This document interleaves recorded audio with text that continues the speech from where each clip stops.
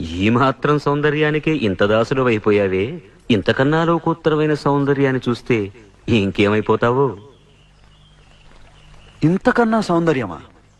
ఉండదు కాక ఉండదు. అరే ఉందనుకో, ఏం చేస్తావు అంటున్నాను. అరే అనుకోవడానికి ఆస్కారమే లేదు అంటున్నా. అరే ఒకవేళ ఉంటే ఏం చేస్తావు అంటున్నాను.